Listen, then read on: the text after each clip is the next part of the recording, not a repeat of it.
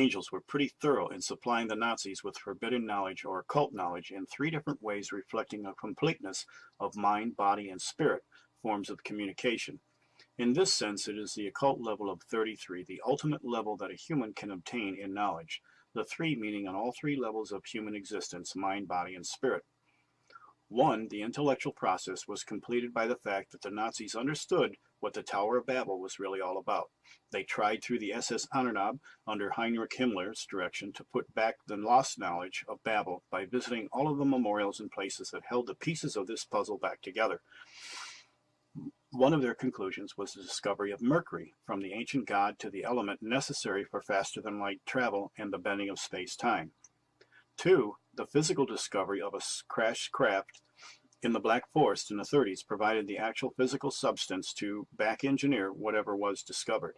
And three, the spiritual element from the two real psychics, Maria Alsuch and Lundgren, coming into direct contact with the demonic that supplied the very blueprints and technical data to assemble a machine that could wrap and bend space and time to create a wormhole for time travel. What looked like a failure for the rest of the world from the fall of the Third Reich and Hitler's dream was actually fulfilling much of Bible prophecy in the same but opposite of exactly what happened in the first coming of Christ. In this sense, just as Christ fulfilled the law and opened up a new dimension to grace for all, the counterpart, in the same but opposite, in Hitler, may have accomplished the same thing for his own.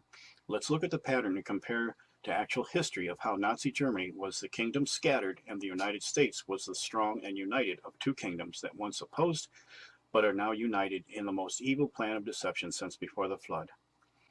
Let's start with a brief look at the beginning and end of the man Hitler. His life was an opposite reflection of Christ in the opposite way. Taken from my book, Beyond Science Fiction, the very year he was born, a famous artist, Franz von Stuck, painted a scene of Wotan, the god of war.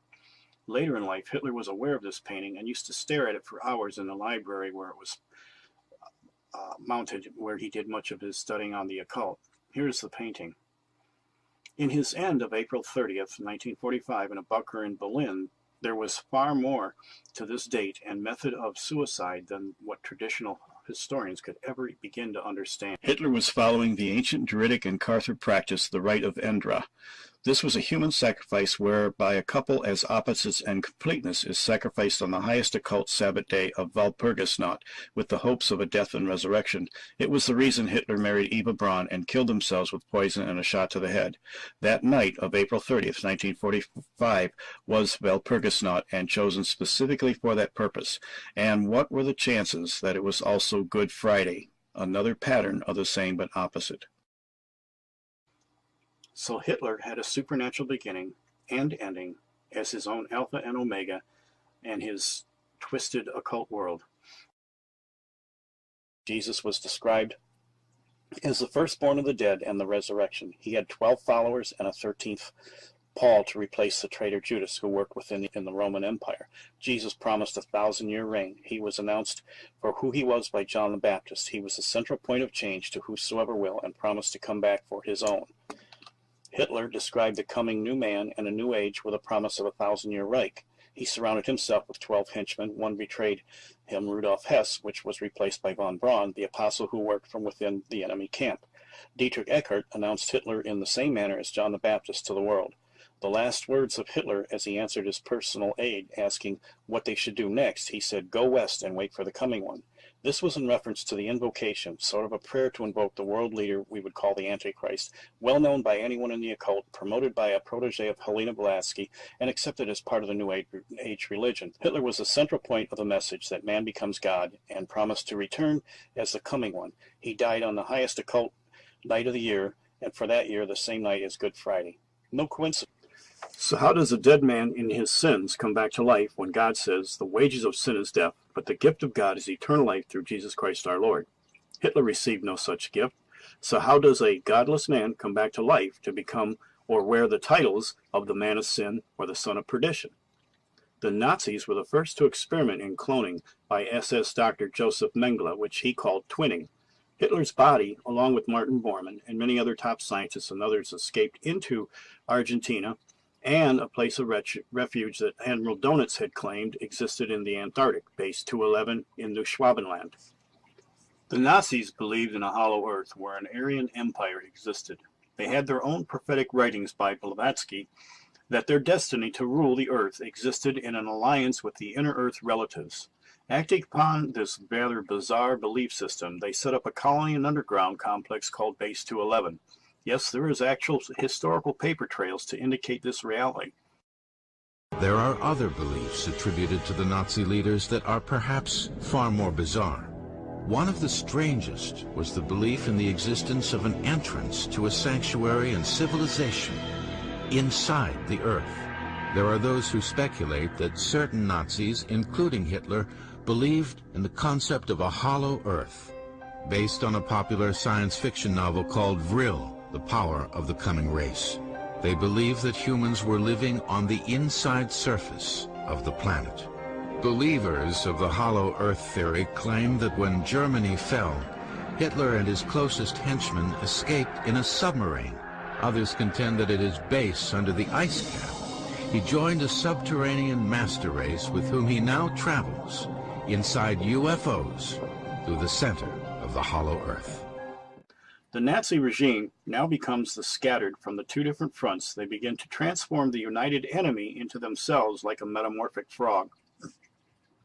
From one front, from the Antarctic, using a technology of the UFO. This technology in 1945 could not be used as an actual weapon of war, but it could be used as an intimidating appearance from the skies, bearing a message of the New Testament version of theosophy that would win the hearts and minds of the liberal left in America as the New Age movement, and create the various UFO groups also bearing the same message of promise and hope. This is in completion to the prophetic texts in 2 Thessalonians. After World War II came to an end with the use of the atomic bomb, the ever-present threat of total annihilation loomed over an entire generation known as the baby boomers. This generation grew up with duck-and-cover drills and the fear of the Cold War. Blaming the World War II generation for the bomb and its use, many of the baby boomers no longer trusted their elders and questioned their religious beliefs, their culture, and their politics that produced this mess. Minds motivated by fear and distrust were made ready for something different. They looked for a new hope in a different religion, new political solutions from outside of man's warlike nature, and a new hope of enlightenment that could promise global peace. The last bastion of Nazis, pretending to be aliens from other planets in their newly developed craft hidden in the Antarctic, gave them what they wanted. From intimidating massive sightings of UFOs, they presented many so-called contactees with their message. They reaffirmed their fears of global extinction, offered a New Testament version of theosophy as the superior religion of outer space civilizations, and suggested a new order of government for man as a global socialist culture and society. The promise of a new age of enlightenment, based on Nazi ideology, repackaged as the new age of Aquarius. Like Santa Claus, they came bearing gifts for mankind, which we yielded to them. Now you will see how effective this obscure ruse was in changing the left in America to a new religion based on fascism. It's so typical of Satan and his minions. Higher civilizations, that we're going to learn from them, we're going to interact with them.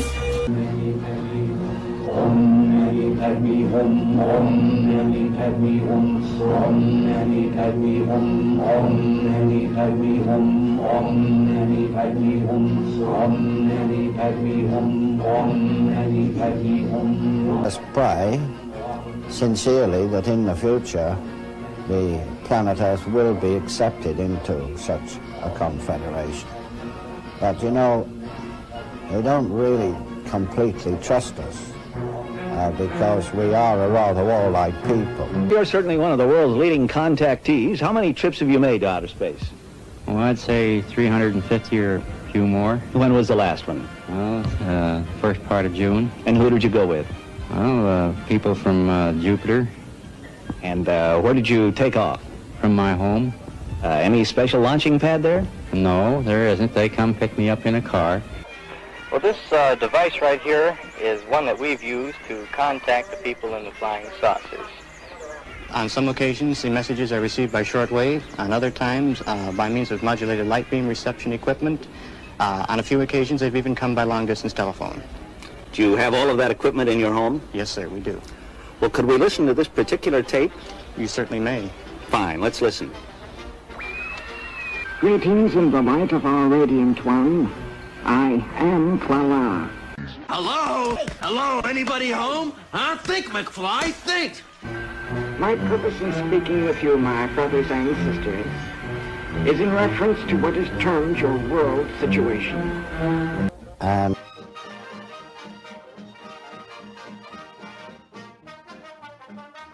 Yes, some of the messages, intelligence would be given in a deep trance state, and I can demonstrate this publicly, and I have done many times. As a matter of fact, I was the first person ever to demonstrate it over television, BBC television in England.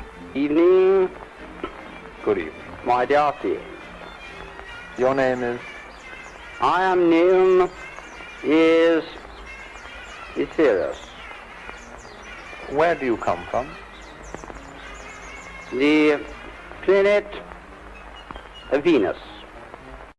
In spite of the silliness of the contactee movement, a few of the most prominent and influential people like George Adamski, Jack Parsons, and L. Ron Hubbard had one or two things in common. All of them had occult connections as practitioners. Most were members of secret societies and occult lodges, and the most influential had direct Nazi connections before, during, and after World War II. All the details are in my book, or watch the New Age Nazi series here on YouTube. As laughable and silly these stories may seem, and the claims made, the original messages and sightings took on religious and metaphysical emphasis right from the start. The messages all had two things in common. Everything ever said by these Nordics were variations of the philosophy of theosophy. Anything ever said to contactees by the so-called Nordics had to set us straight about the traditional Jesus of the Bible. We had it wrong, and they had to give us the correct version, the cosmic Jesus of their own gospel. In spite of this obscure, crazy period of history, something else happened to make much of this digestible for many people, even in the scientific and professional fields. This was the next dimension to human contact from the Nazi fallen angel angelic alliance, the act of alien abduction by the gray aliens. As the Nordics were always compared to biblical angels, the Greys are compared to the creepy reptilian things of darkness, the biblical demons. Here begins the good cop, bad cop ploy of the alien galactic war, in which we as mankind are subtly told that we're stuck in the middle of this. Starting in 1961, a transition from the religious occult-based ideas were in time given credibility to the point of acceptance by the professional and scientific world of academia by the testimonies of the victims of alien abduction. Under hypnosis, Barty stated in a panicked voice that he saw a man who he called the captain. When asked why he knew he was a captain, he said because of his hat and the uniform. Then in a panicked voice, he says, "He's a Nazi, he's a Nazi." Unlike the predecessors in the contactee movement, the alien abduction cases could present hard evidence for their claims. Physical marks, retrieved memories, and implants were introduced as hard evidence that, in spite of the same identical religious overtones, made the informed professionals take notice and eventual acceptance.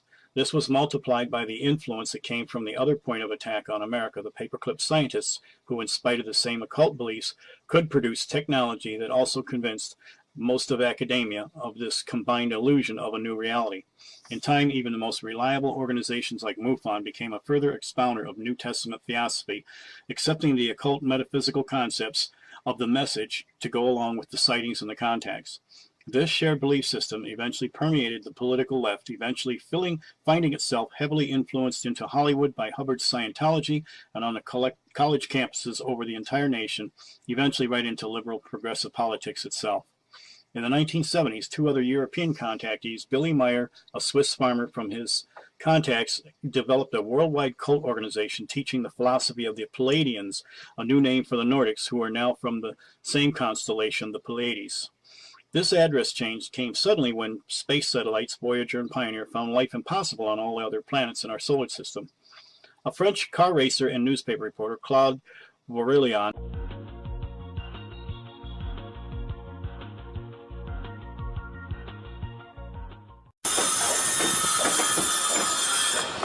fallen angels were pretty thorough in supplying the Nazis with forbidden knowledge or occult knowledge in three different ways, reflecting a completeness of mind.